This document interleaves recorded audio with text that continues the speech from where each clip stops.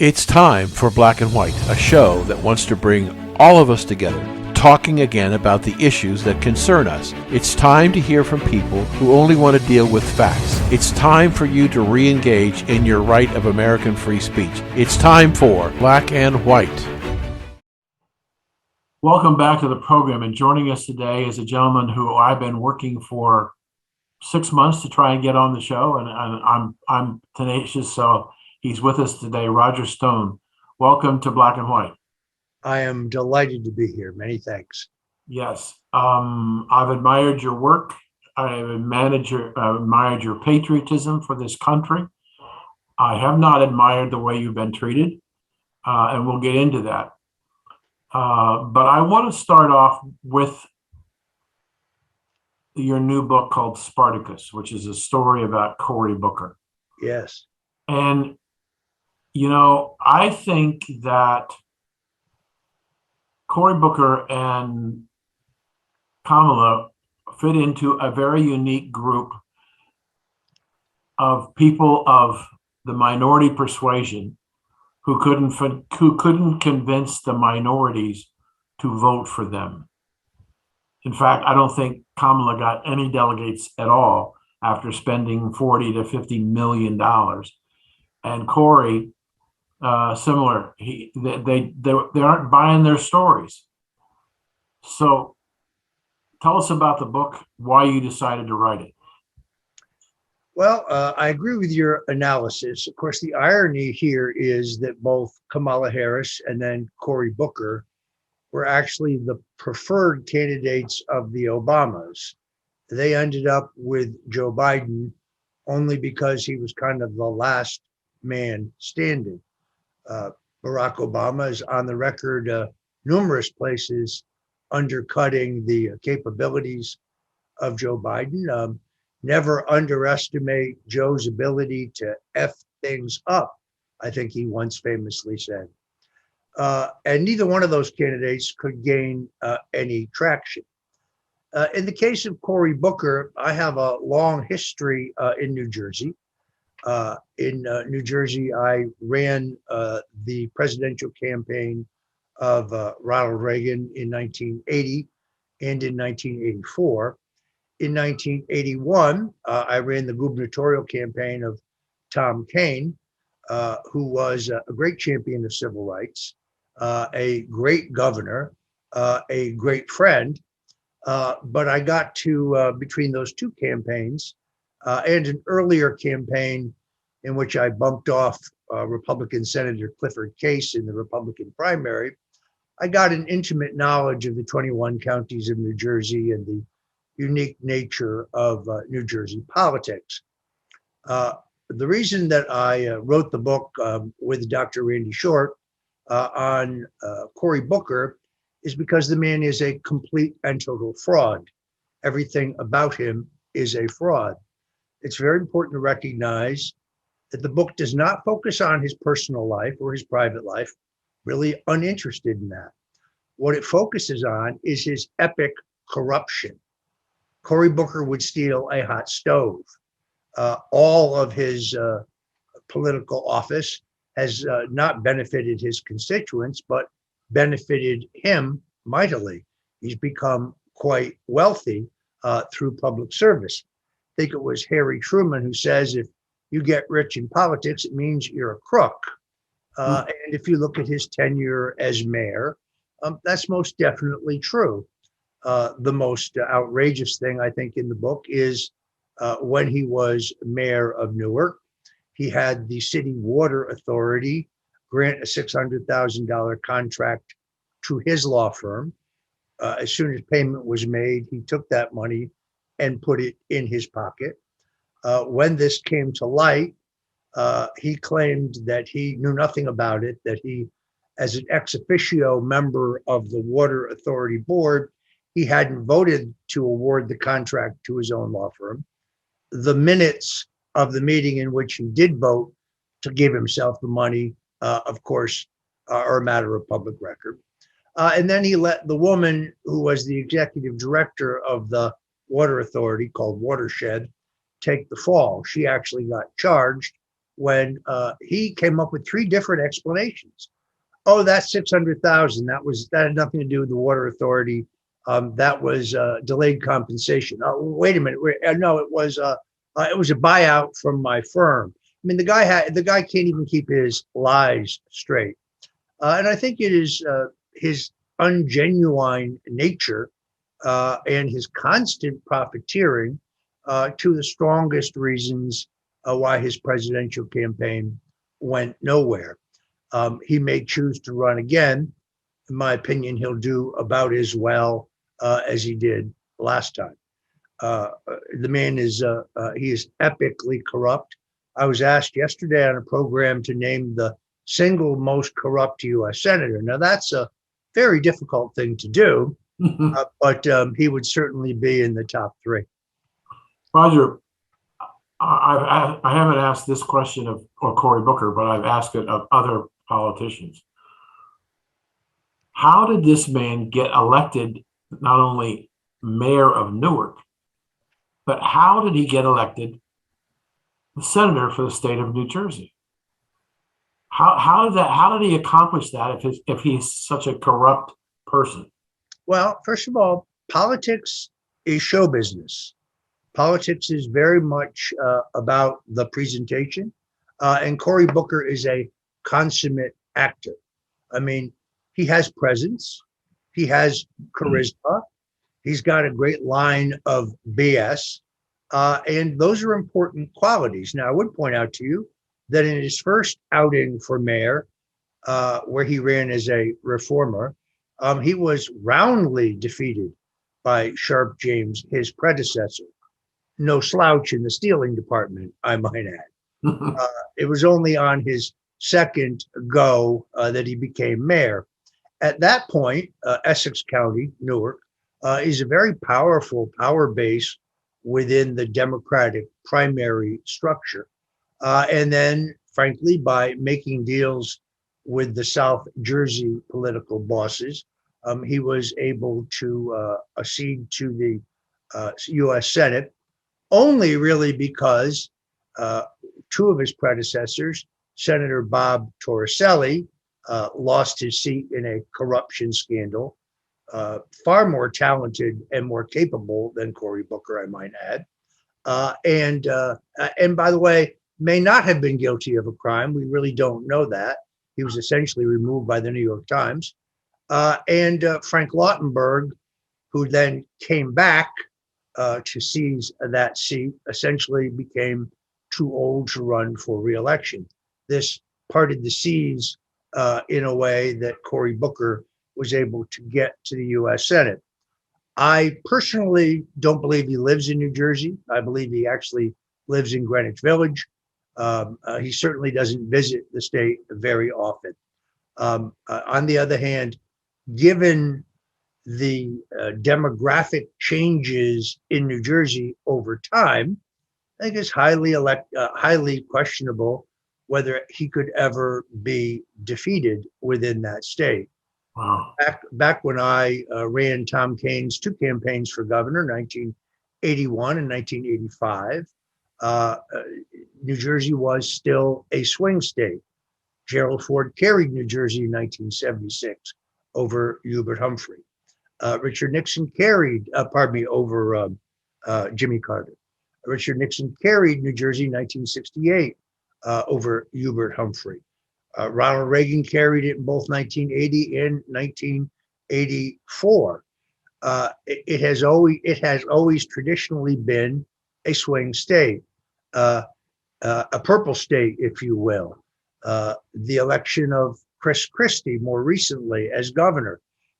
This is a phenomena that you often see in these northeastern states, like Connecticut, like New Jersey, perhaps like New York this year, where the level of corruption and the level of taxation and the level of crime becomes so great that the voters will occasionally elect a Republican. Then over time, of course, it goes back to the historic pattern and norm. My guess is Cory Booker can probably be a U.S. Senator for as long as he wants to. But with the publication of this book, I intend to ensure that he never becomes president. Wow. I lived in New Jersey for 37 years, paid the taxes, watched what was going on in our state. The corruption is just amazing. And amazing is probably too good a word. Astonishing is a better word, probably. I want to follow up with what you just said and say, and we'll continue this in the second half of the show, but I want to start a dialogue with you about when did the tide turn in this country against the Constitution, freedom, First Amendment, Second Amendment? When do you think it turned that has put our country in dangerous peril?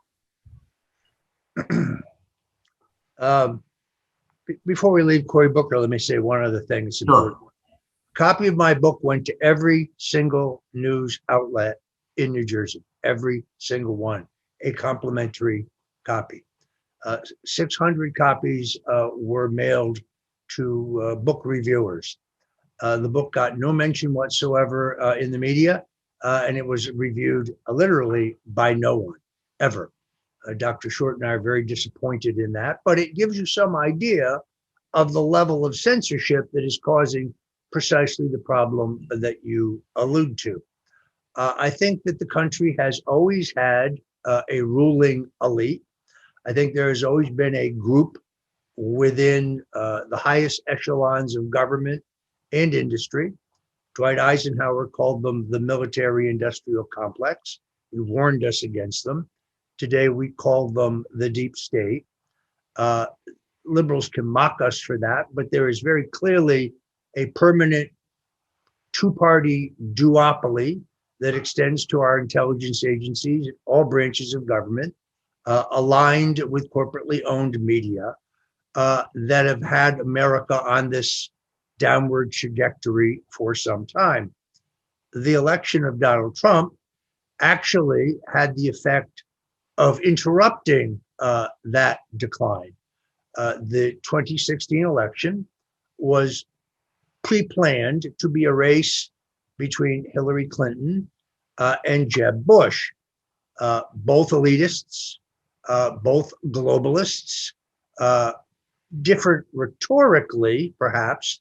That's mostly kabuki theater, but both committed to endless foreign war, both committed to the erosion of our civil liberties, both committed to massive debt, different on taxes in the sense that the Bushes wanted their wealthy friends to pay less, but by and large, despite the rhetorical differences, very much the same.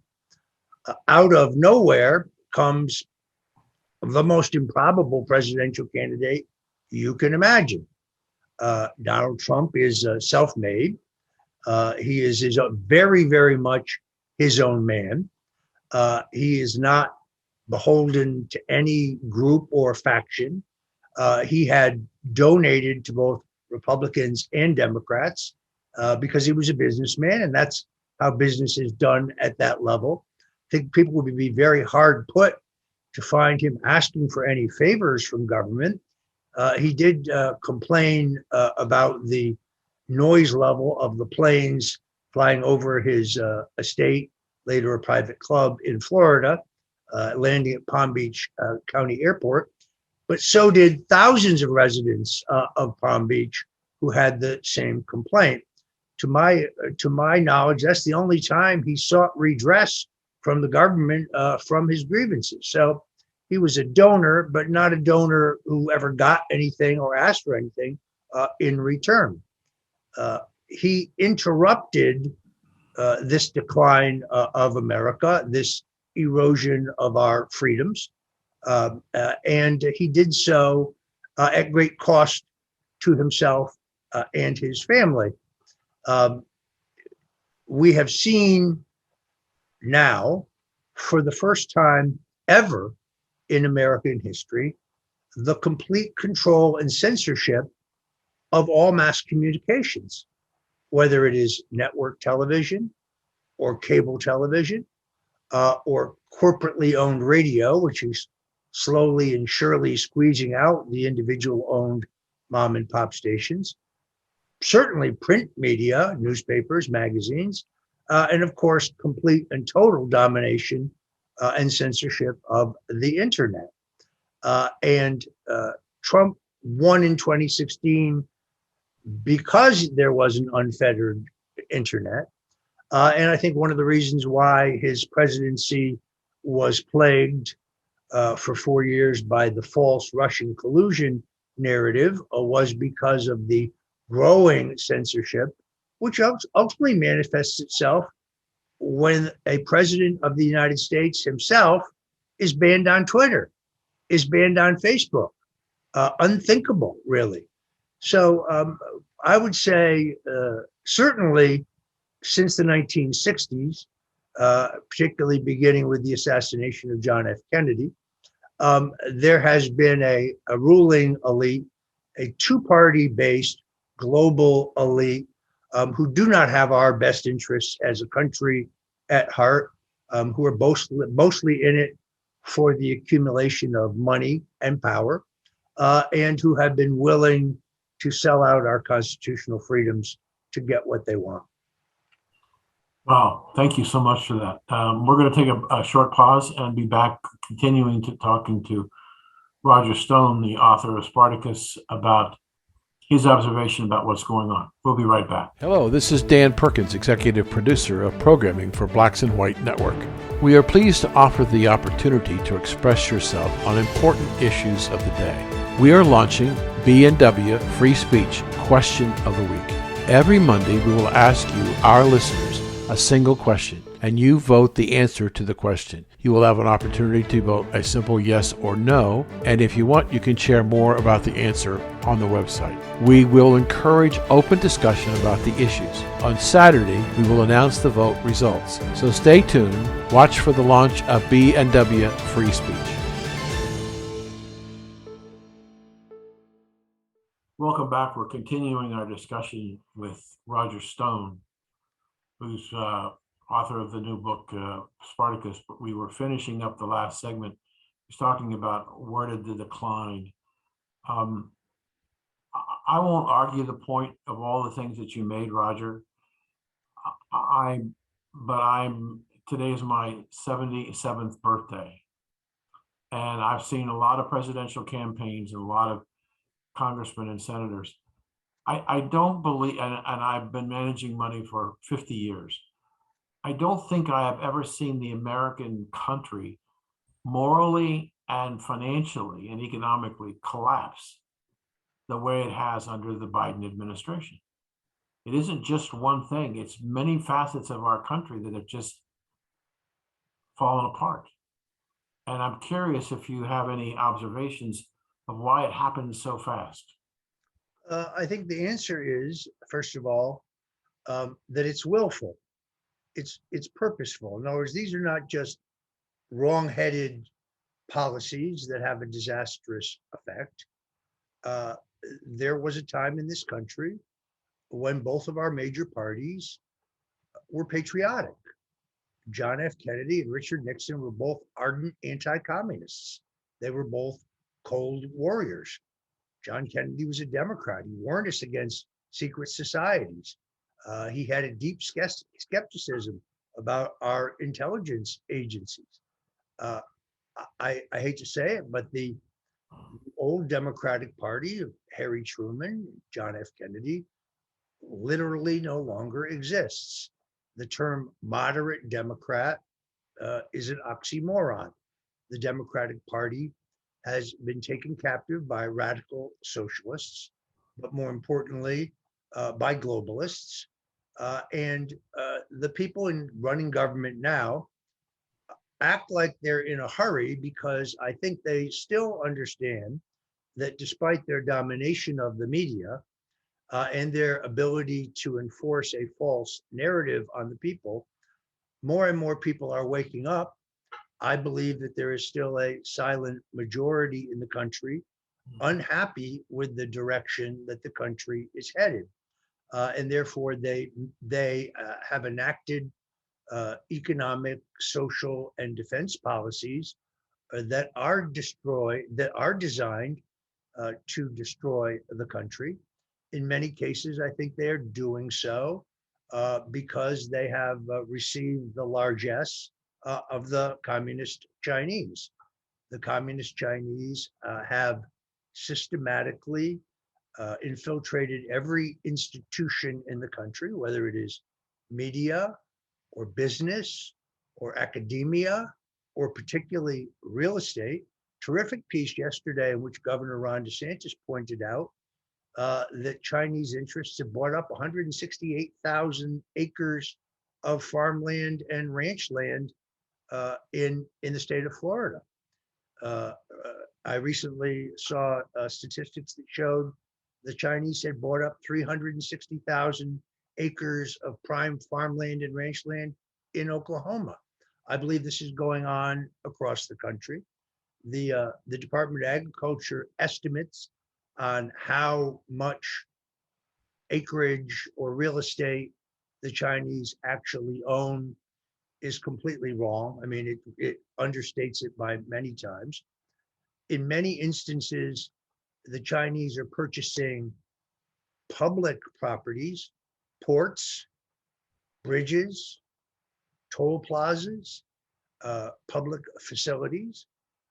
And I think that there is, if you read the New York Post, and I do, there's growing evidence that our current president, through his family, has taken in millions of dollars from the Chinese.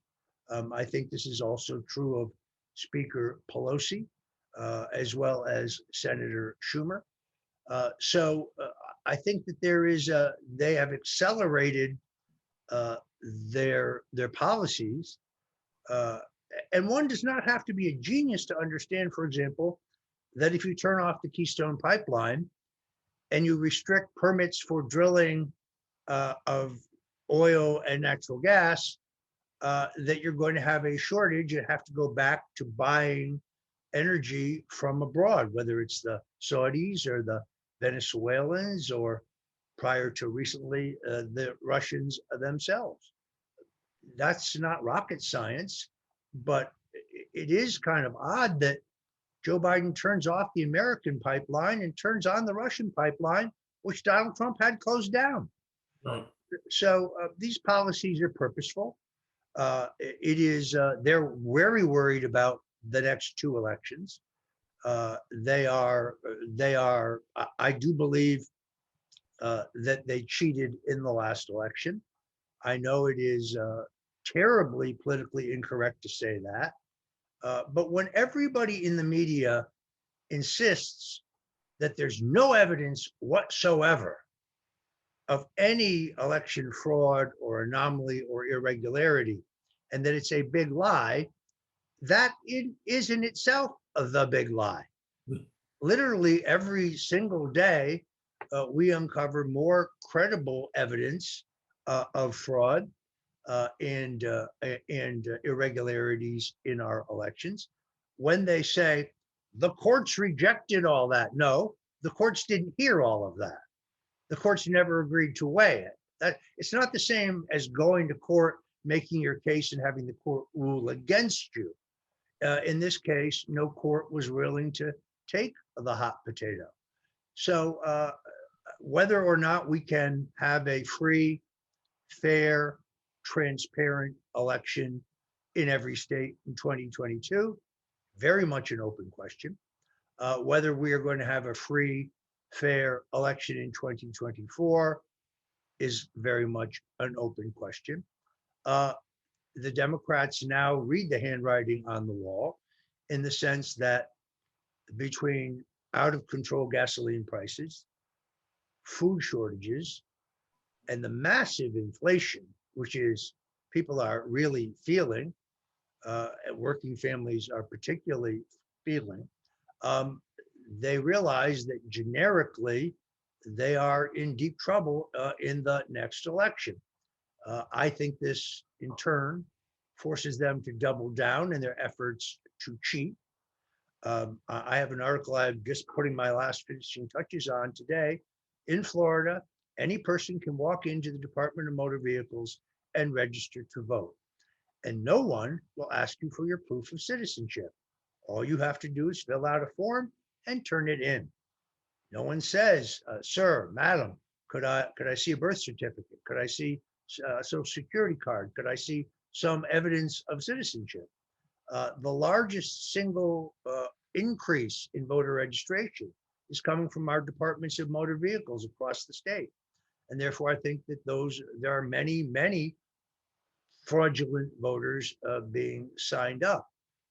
We have evidence in this state, and this is a state that Donald Trump carried, of, for example, a home that I located in Miami-Dade County, 2 bedrooms, 1 bath. 100 people are registered to vote there, and they all voted in the last election by mail-in ballot. How's that possible? That's not possible. I found an RV park in Clay County, except for when I went there, it's not an RV park at all. It's just a mail drop. 3,501 people voted from that address, however, and they all voted by mail-in. Isn't that funny? None of them bothered to show up at the polls or come in for early voting or vote absentee. So it remains to be seen what will happen just a few months from now. On paper, there should be a red wave coming, but whether that red wave is in fact manifests itself in such a way that it can change the direction of the country remains to be seen. And then there's the other question, which is, even if you did win a Republican majority in the House, and perhaps even narrowly in the Senate, does the current establishment-oriented leadership in those houses intend to change the direction of the country? Kevin McCarthy, the would-be speaker, has already said that he will not entertain articles of impeachment against Joe Biden. I don't know why not. Between what we've already seen in Hunter Biden's laptop and his dereliction of duty on our southern border, there are certainly much stronger grounds to impeach Joe Biden than there ever were to impeach Donald Trump, who was forced to go through the indignity of 2 completely bogus impeachment proceedings. So, in a certain sense, we have to be concerned that the election of an establishment-oriented Republican majority is like leaving the dirty diapers on the baby and just changing the pins. Yeah. We've got a few minutes before we have to say goodbye, and we're going to have you back on real soon. I found what you were talking about being fascinating, but there's another major issue that's getting a lot of pushback from the parents, and that is what's happening in the public school system, the transgender and the critical race theory. Parents are up in arms all over the country, and school boards are being replaced, and people are running for school board based on the idea of stopping critical race theory, pronouns, and all this other stuff. Is that a major campaign issue in your mind? Most definitely. Look, because I'm a political scientist, I still work as a political consultant, which is a data-based endeavor. It's a data-based calling. I am constantly looking at fresh polling data, places like Nevada, Pennsylvania, New Jersey, Florida, Minnesota, Michigan, and there is definitely a revolt at the parent level over the indoctrination being forced on school children regarding sex, race, gender, and so on. And it is definitely manifesting itself in these school board elections. This is yet another reason why the Democrats are in full panic, because the earliest school board races would point towards an upheaval at that level. There is no question, and we've seen the documentation despite his denial, that the government considered claiming that any parent who objected to the curriculum being forced on their children and went to a school board to voice that objection which they certainly have the right to do under the First Amendment, and as parents, would be deemed a domestic terrorist. That seems to me to be part of a trilogy.